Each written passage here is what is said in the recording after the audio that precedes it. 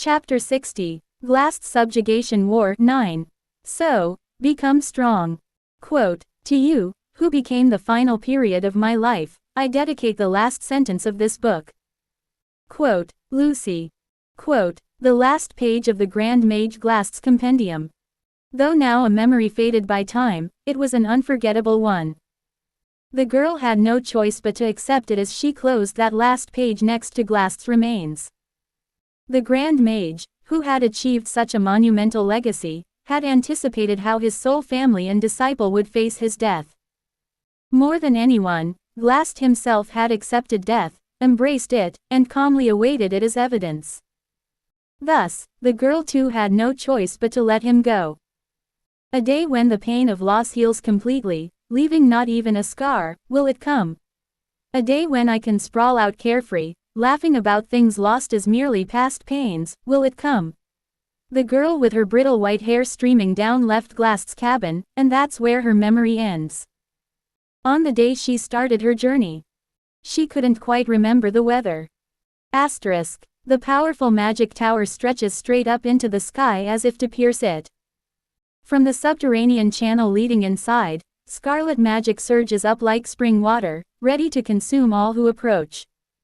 Considering the amount and origin of the magic flowing within, it seems that Taylor's party has entered the Saintly Studies research raid on Cum. I hope they break through quickly. But Cum is a time-consuming boss. There's no straightforward way to counter it, and one must endure its attacks until being consumed by its saintly magic. As I say this, I realize my situation is quite similar. I have no intention of stepping aside from this subterranean channel entrance before Tylee concludes the final battle. None shall ascend to the stage on my watch. I stand firm, repelling all comers. SSHRRK. Whoosh. Mercenaries all draw their weapons in unison. I quickly take in the situation. This mercenary band is of a different caliber from the one that appeared during the Ophelius incident. At that time, they quickly gathered whoever was available for just one night. But now, this is LT's final strategy, fully prepared with ample time. Each mercenary's bearing is extraordinary in comparison. Unlike the previous mercenaries lacking in discipline and uniformity, their movements are systematic, their weapons meticulously kept, and their shiny armors rival the royal guards. Moreover, each one is a seasoned veteran around middle-aged. Most are retired soldiers or experts whose experience easily spans more than a decade. Scars on their forearms and along their faces attest to their seasoned expertise. Their number seems to just exceed 50. All skilled veterans. Such forces are arrayed against just 4 students, but not once do they grow complacent or lose formation. For convenience's sake, they might be divided into infantry, magic soldiers, and archers, but that's just a simplification. These veterans are adept with various weapons. Other than Lortel, life or death is inconsequential. Finish swiftly and quietly. Quote, before the words are fully out, an old swordsman at the front of the infantry lunges off the ground.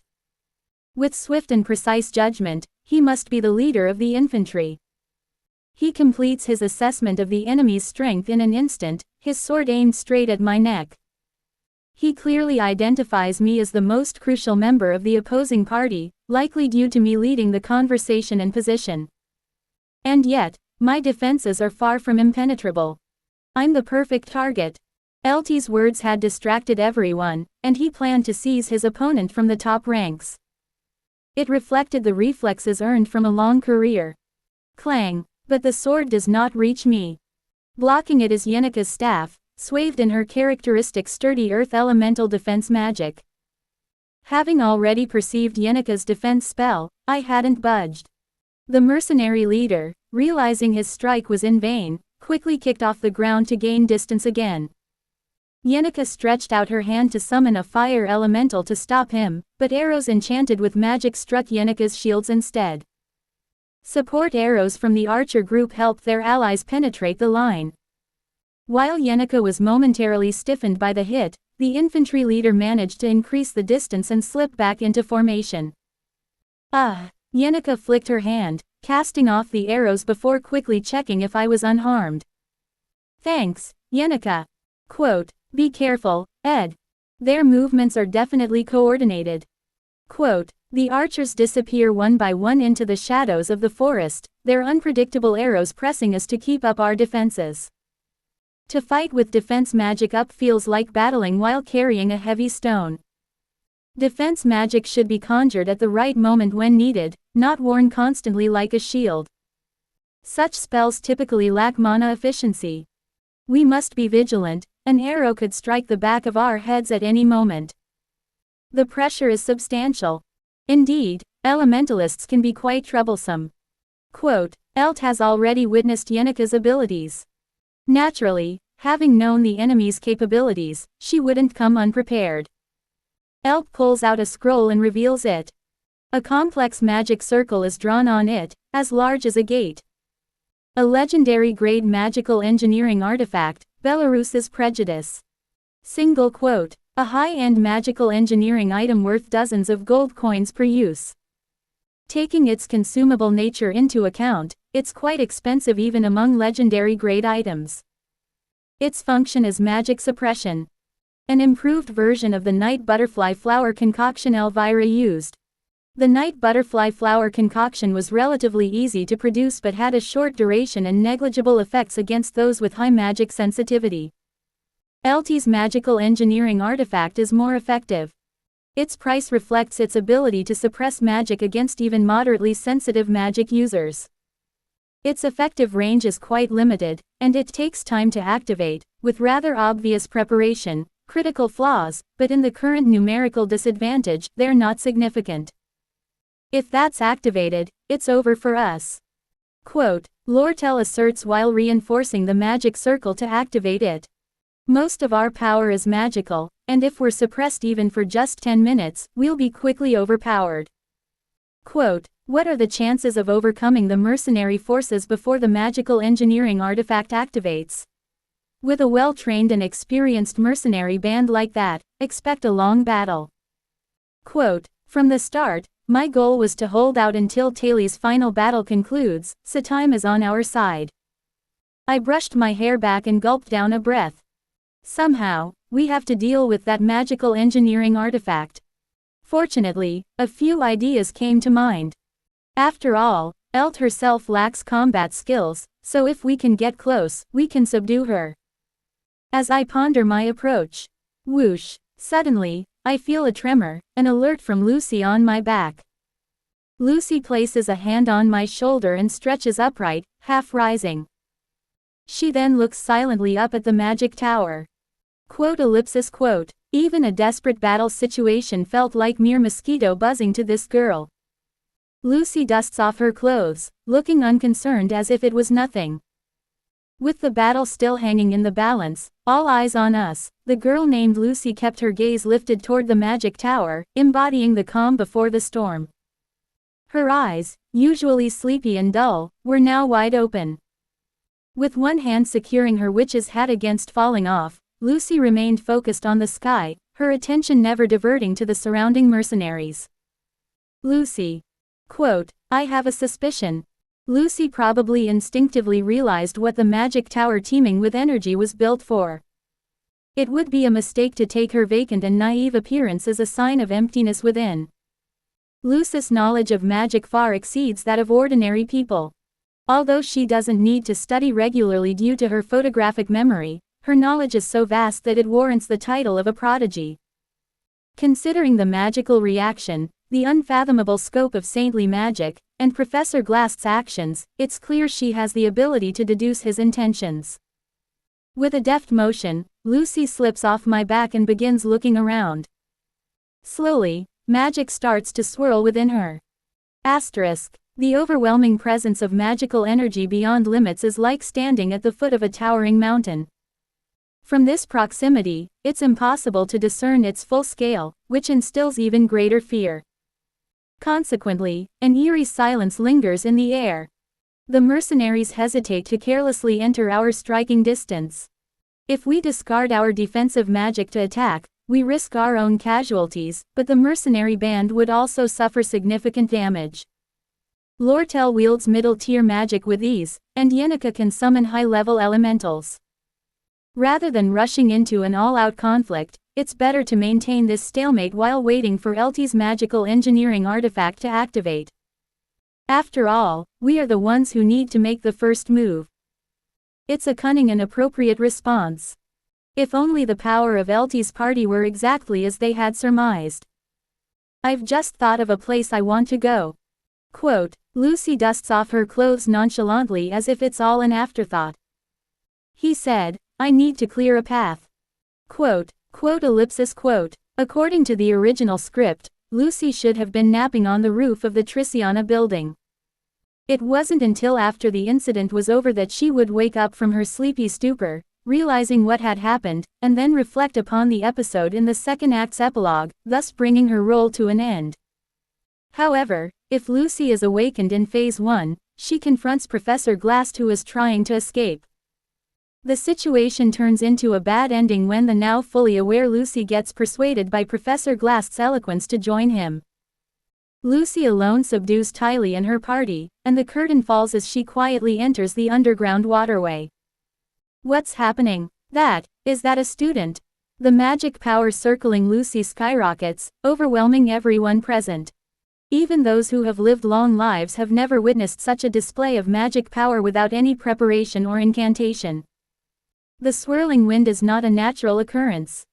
It's merely a physical byproduct of the unleashed magical power. But even this storm is hard to withstand, forcing everyone to brace themselves. The mercenaries swallow their saliva unanimously. She's still a student. They won't be careless, but they believe they have the advantage in strength. Among the opposing forces, the most dangerous one would undoubtedly be second-year valedictorian Yenneca Feylover. If they handle Yenneca's spirit magic well, they believe they could certainly win. However, regrettably, the strong adversary isn't Yenneca. No amount of protesting can change that bitter fact. The wind's intensity increases. At the center of the storm is a petite girl.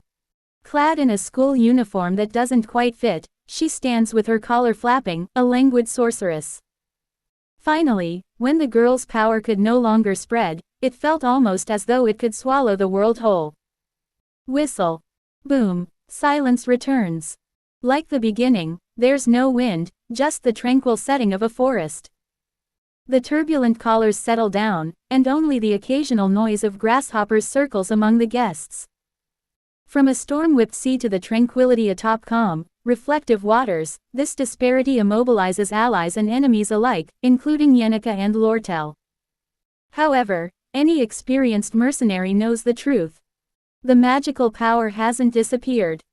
It's compressed within the small body to its limits. It's about time they realize what kind of magic Lucy is using. Or rather, it's not magic at all. Lucy walks.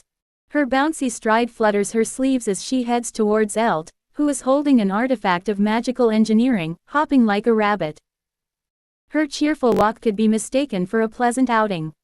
But the mercenaries who have caught on to Lucy's condition cannot block her path. Instead, the crowd parts along the path she walks. What are you all doing? Stop that student. Block her way. A startled Elt cries out in urgency.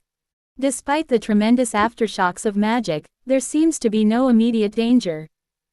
A small girl with a blank stare is all there is, walking forward. It's incomprehensible that dozens of big, burly mercenaries can't bring themselves to block her path.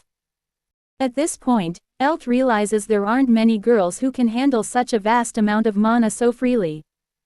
She may not know the face, but she's familiar with the whispers about the girl, the unidentified monster living in Sylvania. The valedictorian of freshman year, Lucy Mayrill, is indeed this girl. Have you all gone mad? Move it. In the midst of all this, a young-looking mercenary leaps out from the crowd. His vitality appears robust, which likely means he has less experience than the others. There's a fine line between courage and recklessness. Clang! The blade flies but can't advance any further upon touching Lucy's pale skin. It's like hitting a rock. The mercenary who swung the sword feels a chill surge through his body. Lucy, without sparing him a glance, plop, touches the man's armor as casually as knocking on a door. That light touch shatters the armor. Of course, it doesn't end there. Boom! With a noise like an explosion, the robust mercenary is blown away. He floats through the air, snagging on a Zelkova tree far away. The impact is enough to break several bones. As it has always been, Lucy, a sorceress, rarely uses combat magic. It's hard to call what she does magic. It is mere overwhelming physical force, simple violence. When that vast magic power is maximized and compressed within her body, it creates a physical force that makes any interference with her body impossible. There are no countermeasures. They do exist, but essentially, they don't.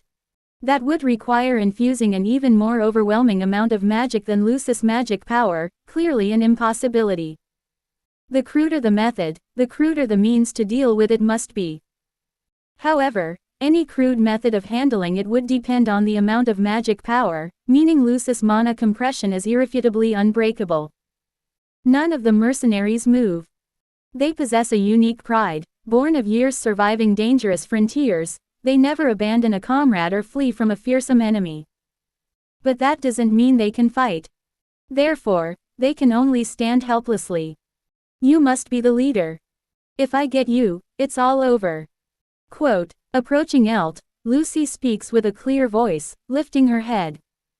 Elt clenches his teeth and activates the magical engineering device with trembling hands. A power that suppresses mana emanates from Eltie's hands, but Lucy remains unfazed. You can scoop out seawater, but you can't scoop it all. Such a fact is too evident, both Lucy and Elt are resigned to it. As Lucy reaches out to Elt. Hey! Quote, a blonde boy stands between Elt and Lucy. He doesn't look great, battered from running and tumbling. You know, right, you could die. Quote, every move Lucy makes while her mana is compressed to the limit is akin to being hit by a truck. A direct hit to a vital spot or a bad fall could kill instantly. A mercenary wrapped in layers of armor and safety gear might survive, but Elt, untrained and barely clothed, would die with just one catch from Lucy. It's odd. He's not someone who'd worry over Eltie's life. Even if Elt were to lose his life to Lucy, he's sure he wouldn't intervene. The question reveals his concern isn't for Elt. Can you live with it if you kill? Lucy Mayrill, blessed by the great mage, carries an unavoidable fate. It's a promise made with glassed in life to become a pillar against the calamity that would one day come to Sylvania. Do not murder. Avoid staining those small hands with blood at all costs. Live as a student in Sylvania, at least for a while. Someday she must awaken and confront the world, but for now, she can enjoy a lazy life, napping in a sunny spot. But once she draws blood, that life will end. The day she first spills blood is the day Lucy awakens. Lucy knows this. The blessings of the stars etched into her life are not gifts to be taken lightly. Let it be for now. Quote, Lucy gazes at him with a vacant look. The tension persists among the mercenaries. She may look like a small girl, but she's as intimidating as facing a colossal weapon.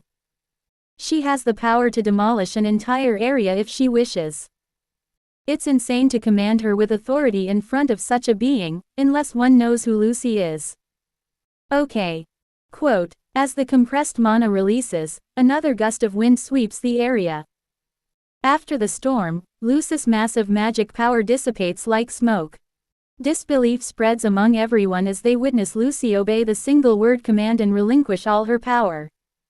Ed smacks the back of Eltie's head with the handle of his dagger, captures him, and then holds a knife to his throat. With Eltie's head as hostage, the situation is resolved. The mercenaries no longer have the will to fight. It's over now. Quote, Lucy whispers softly and turns away. As she looks to the sky, the procession of great magic towers is visible. With the situation here settled, Lucy doesn't need to stick around Ed any longer. Where are you going? But Ed Rothtailer calls out to Lucy. I have a place to go. Quote, Ed Rothtailer is not one to involve himself deeply in others' affairs. Knowing this, Lucy replies simply and doesn't expect a return question. You're confident you won't regret it if you go? Hesitation, pierced by his words as if struck at her core, Lucy stands silently, gazing at the sky. And then, lowering her gaze, she murmurs a quiet response before disappearing. It was high-level spatial magic. If you want to have more videos like this, then like and subscribe to my channel.